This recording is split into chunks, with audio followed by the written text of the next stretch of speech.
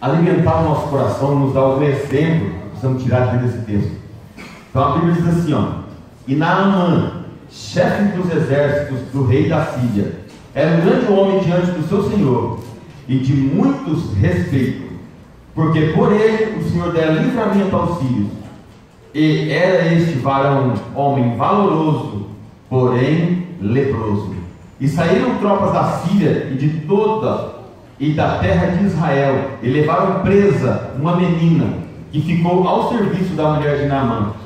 E disse esta à senhora: quem dera tomara que o meu senhor estivesse diante do profeta que está em Samaria, e ele o restauraria da sua lepra. Curva a sua cabeça, vamos orar, pedir para que Deus mande o teu Espírito falar mais conosco essa noite. Querido Deus eterno, Pai, obrigado por esse momento. Senhor, estamos pedindo que o teu Espírito nos dê inteligência, nos dê sabedoria através da letra, que o teu Espírito possa revelar um canal de vida para as nossas vidas nessa noite, e que as nossas vidas sejam guiadas pelo que os céus têm desenhado para nós, que a nossa vida seja um propósito baseado no que o Senhor já definiu. Nessa noite eu te agradeço por cada um que veio até aqui, cada um colocou o seu coração nessa obra, cada um colocou a sua disposição para aprender aquilo que o reino já tem definido para as nossas vidas. Eu peço e te agradeço desde agora e para todo sempre. Amém. Tome seus assentos. Quero chamar esse treinamento nosso hoje, essa palavra que vamos passar por esses momentos juntos, tão bom, de os facilitadores de milagre. Essa menina que eu li era um exemplo clássico para nós, de quem decidiu um dia facilitar a vida de alguém. O que eu digo para você? Que existem pessoas que, eu digo que elas foram programadas, ou seja, viveram situações na vida dela e que ela não soube suportar as perdas, as frustrações, algo emocional foi tirado dela, foi tomado dela, talvez algo material que ela perdeu, família, talvez uma empresa que ela faliu, talvez um ente querido. Mas o fato é que ela não soube lidar com essas perdas que houve na vida, e por isso ela não consegue hoje fazer com que outras pessoas sejam felizes, ou seja, não facilita a vida de ninguém, por traumas do passado, por situações que ela não resolveu. Hoje ela é tão machucada, ela é tão magoada e não é sarada, mesmo aqui dentro, e que ela não consegue ser provedora de milagre, ela não consegue ser facilitadora, ela não consegue ver uma pessoa feliz que ela já tenta contrariar, porque ela não conseguiu lidar com essas situações, foi muito difícil para ela. E o pior, que a pior notícia de todas é que essas pessoas não estão lá no mundo como eu achava que estava. Ah não, isso aqui não está em outra igreja, isso aqui está lá em Curitiba. Não, elas convivem no nosso meio, sentada aqui dentro desses bancos. Por não saber lidar com as emoções, ela não consegue ver outro irmão bem ou precisando de uma ajuda dela, e ela não consegue mais. O que eu quero dizer para você aqui? Às vezes ela não consegue ajudar um líder, às vezes ela não consegue ajudar o cônjuge dentro de casa, ela não consegue distribuir facilitar a vida dessa pessoa, ela não consegue facilitar a vida de um pastor, ela não consegue facilitar a vida do supervisor dela dentro da empresa. Vou contar um testemunho muito rápido da minha vida para vocês. Em 2012, eu decidi fazer uma viagem para o Peru. Era um sonho da minha vida, eu queria surfar lá no Mediterrâneo, o mar, coisa mais linda, no Pacífico, ondas gigantes, eu muito apaixonado por surf, economizei tudo que tinha, juntei tudo que eu, e ainda endividei mais um pouco para que eu pudesse viajar. Mas a minha viagem já começou mal. Eu pego o vou até aqui no aeroporto, no Afonso Pena, em Curitiba, e quando eu chego lá, coloco as bolsas, minha esposa, os filhos, tá ali, eu coloco as bolsas e pego a minha prancha. Quando eu chego no check-in, para dar a entrada, o rapaz que estava atendendo no check-in olhou para mim e falou assim: essa prancha sua não vai embarcar. Falei: moço, isso aqui é o que eu vou fazer lá, eu não posso ficar sem ele. Não, você vai ter que despachar num avião só de bagagem. Eu falei assim: ok, não, onde está esse avião? Não, você coloca aqui, daqui 3, 4 dias. Eu falei: não, eu vou chegar lá e já quero surfar, isso aqui é a única coisa que eu tenho para fazer o que foi designado para a minha viagem. E começou esse dilema. Resumindo, eu fiquei com esse camarada ali, e a moça do caixa do lado do check-in lá dizia assim: dá para deixa ele passar, deixa ele entrar, não tem problema, manda ele para Guarulhos, lá a empresa que vai assumir ele resolve o que faz com a prancha dele. Ele: não, você não vai.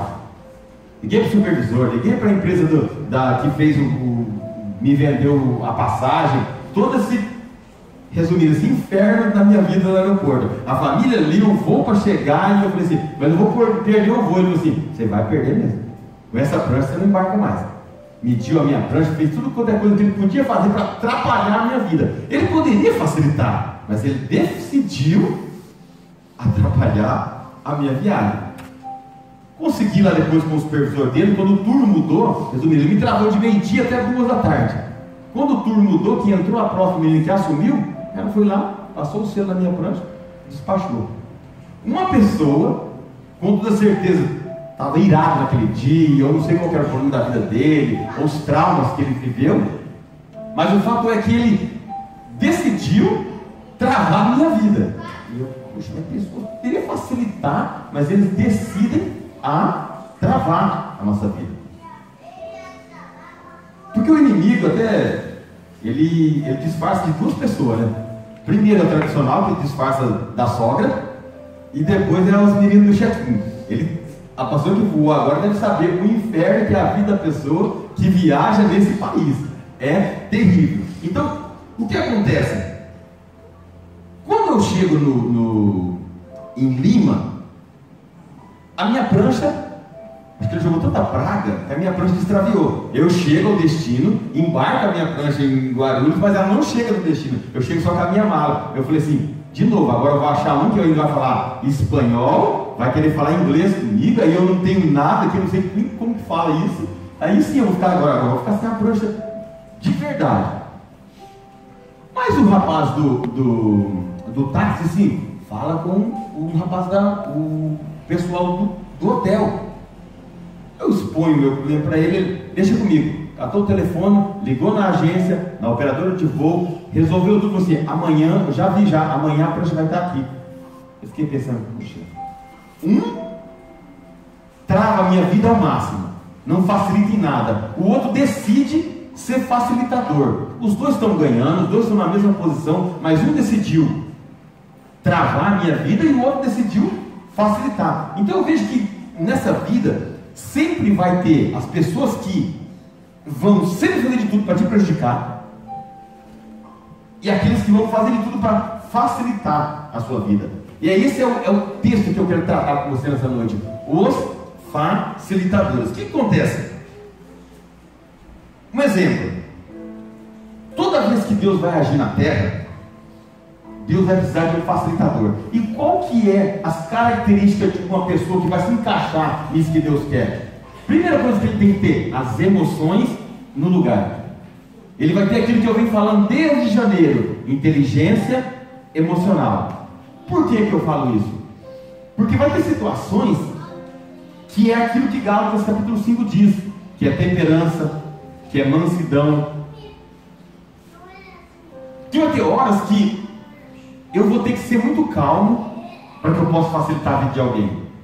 Vai ter hora que eu vou ter que ter muita temperança para não tomar uma decisão que rompe a barreira daquele que eu ia levar uma mensagem, que eu ia fazer, ia ser um agente de milagre no futuro, mas por eu não controlar minhas emoções, eu quebrei esse vínculo. E aí, adeus, eu não consigo mais. Todas as vezes que eu quebro um vínculo emocional com você, nunca mais, ou vou sofrer muito para mim conseguir de novo ter esse relacionamento com você. Eu quebrei o vínculo emocional. Eu posso falar o que for para a sua vida, você não vai aceitar mais. Então, esse nível emocional nosso é muito preocupante. Eu venho falando muito em todas as nossas palestras, cuidar com as emoções, trate as emoções, e eu aproveitei que nessa última aula, nesse formato nosso, depois a gente vai fazer mais outras em outro formato, eu quero deixar isso aí. Quem são os facilitadores de milagre?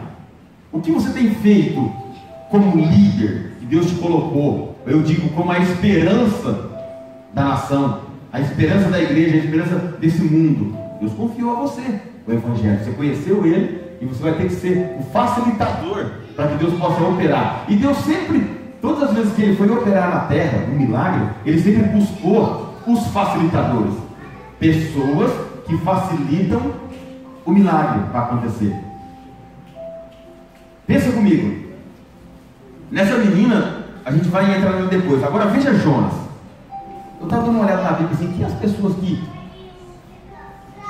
fizeram algo para que facilitasse? Imagine Jonas. Deus disse para Jonas assim, ó: você vai a Nínive. Pregar para quem? Nínive é a capital da Síria. A Síria é a maior inimiga que tem Israel, e não é até hoje. Israel não gosta da Síria. Não é o problema de 3, 4 mil anos atrás, é o de hoje da mesma forma. O que acontece? Jonas tinha que ser um facilitador de um milagre que ia acontecer em Nínive, mas era uma pessoa que ele odiava. A gente lembra a história que Nínive matava os profetas, apedrejava quem ia lá. Mas Jonas tinha que fazer isso, porque tinha uma cidade precisando de um milagre, tinha Deus que ia fazer o milagre, mas precisava de uma pessoa que ia ser o facilitador do milagre, ou seja, por quem o milagre ia acontecer. E esse Deus escolheu Jonas. Você vê que as emoções de Jonas fez com que ele sofresse coisas que não precisava, só pegar o caminho e ir a Nínive e pregar e virar as costas embora. Mas ele, com as emoções sem controle, decide ir para Tarso. E aí nós conhecemos toda a história, porque sempre para acontecer um milagre vai ter que haver esses 3 personagens. Quem são? O operador do milagre, quem está precisando do milagre, e a pessoa que é o facilitador desse milagre. E muitas vezes você não sabe qual posição que você vai estar, mas esse é o conjunto que Deus sempre usou para poder operar um milagre na vida de alguém. Veja outro que eu quero passar para você. Os facilitadores têm que ter as emoções do lugar, que é assim como que eu falei de Jonas, que eu digo para você, por quê? Porque ele tem que ter identidade, ou seja, eles sabem quem eles são. Eles não vão cobrar direitos para poder abençoar outra pessoa, porque às vezes o direito, por eu ter ele na minha mão, eu quero executar ele. Eu digo sempre, direito nem sempre é direito. Então, às vezes, por você ter aquela opção de executar, às vezes você chega num prédio e a pessoa parou justamente na sua garagem. Você tem direito na garagem, você paga por ela. Se você chamar o síndico, fizer um buzineiro lá, griteiro, fizer um maior escândalo, o cara descer, ele vai tirar o carro. Sim, é direito seu, mas nunca mais você consegue pregar para ele. Nunca mais você consegue levar ele numa célula. Por quê? As suas emoções, você não controlou ela, o que era seu por direito você executou. O direito de Jonas é o quê? Eu quero que ninguém morre, eu quero que caia fogo, você queime todos eles. Mas o facilitador vai ter que ter as emoções dele no lugar.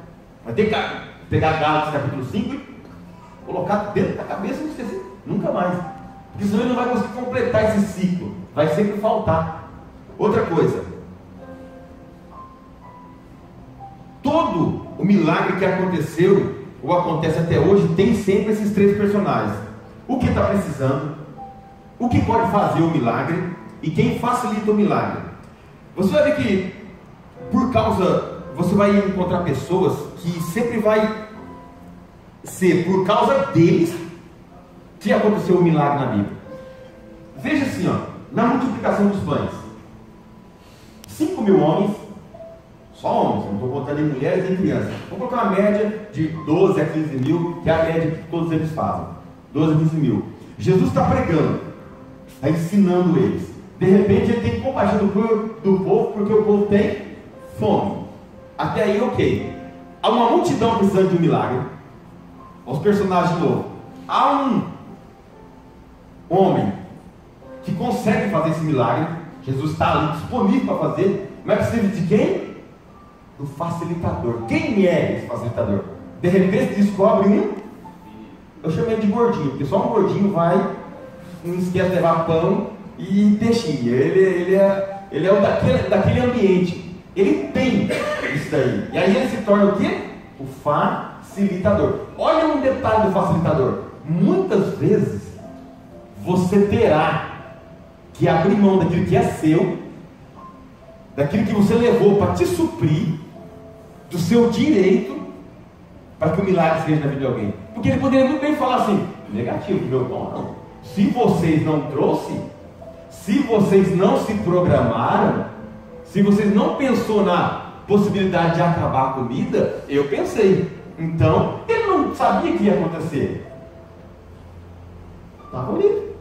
Jesus não anunciou: pega aquele menino lá que eu vou catar esses 2 pães e fazer alimentar essa multidão toda. Não.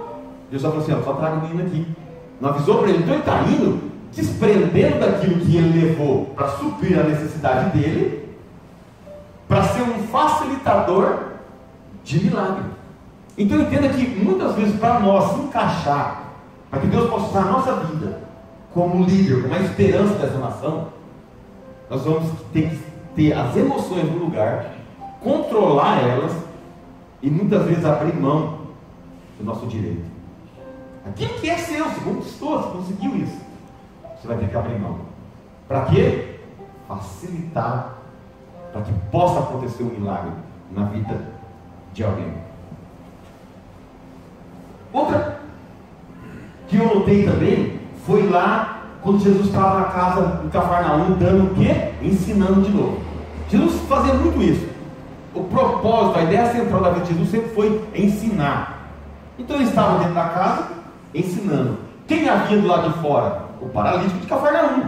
A história, todos nós já ouvimos, lemos e ouvimos diversas pregações em cima do paralítico de Cafarnaum. Mas aí você vê que os personagens começam a se repetir novamente. Eu tenho um homem dentro que pode fazer um milagre.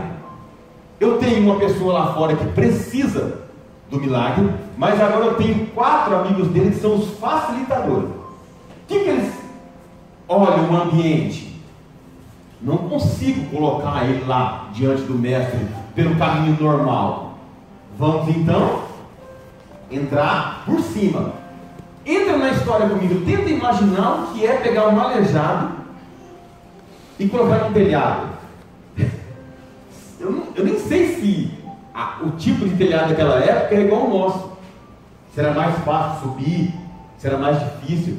O fato é que amarraram cordas, leva, rabo e telhado. A pessoa podia falar: ei, para com isso, você vai estragar, vai chover depois. Eles coisas poderiam ter acontecido, mas eles decidiram se sacrificar para facilitar a vida de um aleijado, que não tinha condições de ir lá. E Jesus não ia chegar nele também. Ele precisava que alguém fizesse esse caminho. É o que eu digo que é o facilitador. Onde ele entra? Onde há necessidade do outro. Ele percebe que o ambiente precisa de um facilitador e ele decide. Eles podiam muito bem querer ele se apresentar a Jesus e resolver o problema deles. Eles podiam muito bem pedir para Jesus uma cura para a família deles, mas optaram por ser o facilitador do milagre. Carregam e descem Jesus, e descem o aleijado até Jesus. E nós sabemos que o milagre aconteceu. Por quê?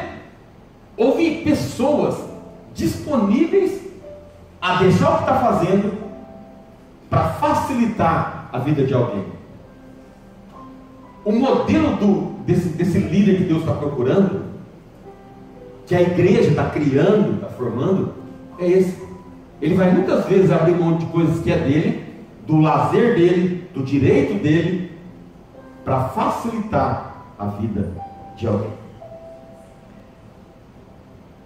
Se nós vamos ler de novo, 2 Reis capítulo 5, no versículo 1, coloca para mim no projetor. Isso. Pode colocar no versículo de 1 3 já. Ó. E disse esta a sua senhora: tomara, ou quem dera, que o meu senhor estivesse diante do profeta, que está lá em Samaria, e ele o restauraria da sua lepra. Como eu disse para vocês, nessa época, a Síria, como sempre foi inimiga de Israel. Quem já viu a guerra, quem conhece a história, vai ver que a Síria invadiu Israel inteiro. O que você consegue ver isso? A gente vê nos filmes, nós conhecemos a história. Quando um exército invade uma cidade, ele já quebra os muros, que é a primeira proteção. Eles tacam fogo nas casas, eles matam todos os homens, normalmente estrupam as mulheres e levam as crianças cativas. Olha o cenário, tenta imaginar o que aconteceu naquela história. E essa menina, ela vai acorrentada normalmente para a Síria. O que a gente consegue entender? Que debaixo dessa violência emocional, psicológica, física que essa menina sofreu, ela está caminhando. Vai ser o quê? Escrava e um país que não tem nada a ver com ela. E ela está dentro da casa de Naamã nesse momento. E olha o que acontece. Essa menina tem que administrar esse sentimento, essa perca, essa violência que teve dela, da saudade do pai e da mãe que morreu, da saudade dos entes queridos, da terra, da onde ela viveu, onde ela corria. Ela tem que administrar isso aí todos os dias, e sabendo que não tem como voltar lá. O que eu quero que seja muito importante para nós nessa noite? Que não importa o que fizeram com você, importa como isso está fazendo dentro de você. Não importa o que falaram para você, o que interessa é a forma que você está interpretando o que estão falando para você. Essa menina, ela decidiu, em meio a tudo isso, a esse ambiente que eu narrei muito rápido para vocês, ela decidiu fazer o quê? Olhar para o seu Senhor, ver o estado dele e dizer assim, ó, se você conhecesse o profeta que está em Samaria, eu tenho de novo o ambiente formado. Eu tenho quem precisa de um milagre, eu tenho o profeta que tem o poder de fazer o milagre, e eu tenho uma menina que é a facilitadora do milagre, que decidiu controlar as emoções, que decidiu controlar as percas da vida, as frustrações, toda a invasão emocional que teve com ela, toda a agressão física que teve com ela, toda a perda dos familiares. Ela decidiu deixar isso de lado, controlar isso daí e ser uma facilitadora de milagre para a vida de Naamã. O que a gente consegue entender com isso? Que não importa o ambiente que você está, não importa de que forma você chegou até esse local, como você está de janeiro até hoje, o que você passou na sua infância até hoje, como foi a sua formação, o que falaram para você já. Se você quer ser esse líder que a igreja precisa e que Deus direcionou, você vai ter que controlar as suas emoções. Você vai ter que muitas vezes abrir mão daquilo que eu falei para você, que é teu de direito, abrir mão daquilo que você preparou para você com todo carinho, daquilo que você sempre planejou para a tua vida, para que você possa ser um facilitador para a vida de alguém? Como que eu vou conseguir amanhã ter um relacionamento com um outro membro? Como que eu vou conseguir amanhã ter uma oportunidade para falar de Jesus para outro? Se eu não for um facilitador, se eu decidir que se a pessoa parar na minha garagem eu vou brigar com ela mesmo, que se a pessoa fechar no trânsito eu vou atrás dela e eu vou tirar satisfação, que se a pessoa tomar algo de mim que é de direito meu, eu vou acionar ela e não tem perdão, e se a pessoa tomar algo que alguém já me deu, vai ter confusão, nunca vou conseguir ser facilitador. Olha o que a menina faz. Pega tudo isso que fizeram com ela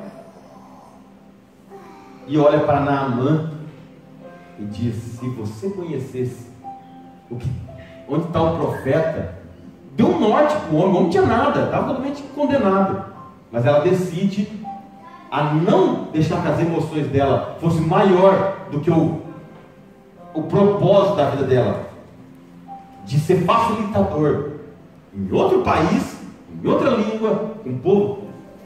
Traga para a nossa situação hoje, se fosse um de nós, sabe o que nós faria? É bom que morra mesmo.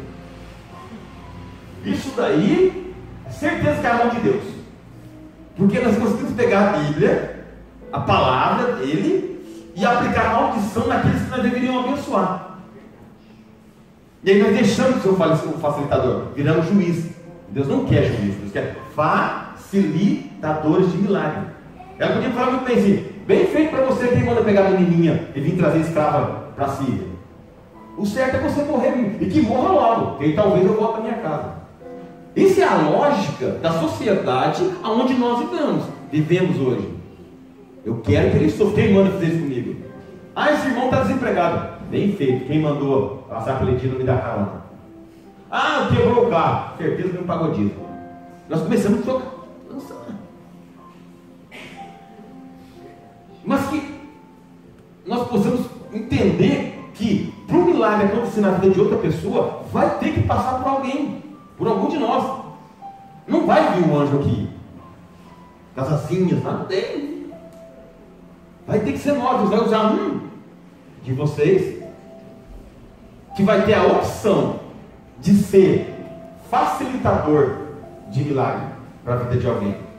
Que muitas vezes você terá que abrir mão de algumas coisas para mais tarde ver o milagre na vida de alguém. Muitas vezes você vai ter que ter as suas emoções bem controladas, para que Deus possa fazer de você uma referência, para quando o outro olhar e falar assim: esse daí é crente sim, esse é diferente, porque o meu caráter é definida pelas minhas ações. Não é o que eu falo que diz que eu sou, é o que eu faço que diz que eu sou. Porque atitudes revelam caráter. Sempre vai ser o que você faz, não o que você fala. O que você fala é só para os outros te conhecer, mas o que você faz mostra verdadeiramente quem você é, que tipo de líder você quer ser. E quando eu digo líder, é líder de você mesmo. Nem pensa em célula. Liderar você mesmo, suas emoções, seu temperamento. Já é difícil hoje. Que Deus está procurando cada dia mais pessoas que possam facilitar. Que o líder dessa geração está esperando é que possamos aprender a cada dia a facilitar a vida de alguém. Não atrapalhe ninguém, facilite. Quando você tiver opção, se a decisão estiver na sua mão, não dificulte, facilita. Deus condicionou o relacionamento com Ele com o relacionamento com o seu irmão. Então, para você ser completo, você vai ter que passar por um outro irmão. Então, que você dessa lei defina que daqui para frente você vai ser um facilitador de milagres. Amém? Põe-se em pé. Agradeço a oportunidade de vocês. Muito obrigado por estarmos juntos. Quero agradecer e aproveitar também já agradecer